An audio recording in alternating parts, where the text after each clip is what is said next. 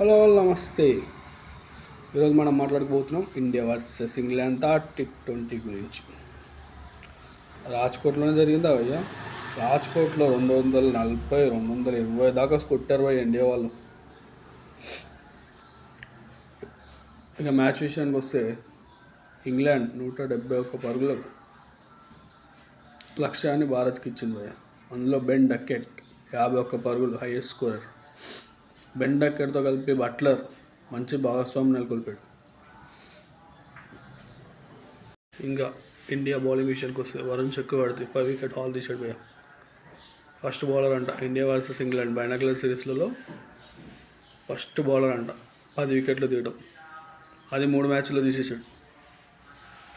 Hardik Pandya 2, Axar 1, Bishnoi 1 wicket వరగొట్టారు భయ్య.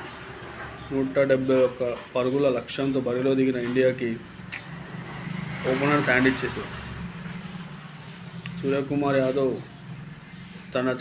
తన శైలిలో ఆడాడు కానీ నిలకడగా ఆడలేకపోయాడు. ఇండియా ఇన్నింగ్స్లో Hardik Pandya 45 is highest score వ్యా. కానీ కొంచెం స్లో అన్నట్టు అనిపించింది. వరుసగా వికెట్లు పడుతున్నాడు వాళ్ళనేమో కానీ బాగా స్లోగా ఆడాడు. ఇంగ్లాండ్ బౌలింగ్ విషయానికి వస్తారు జేమ్స్ ఓవర్టన్ 3 వికెట్లు తీశాడు. కేఎస్ 2, రషీద్ 1, వుడ్ 1, ఆర్చర్ 1, మొత్తం 9 వికెట్లు ఓడగొట్టారు కదా. దీంతో ఇంగ్లాండ్ 26 పరుగులతో విజయం సాధించింది.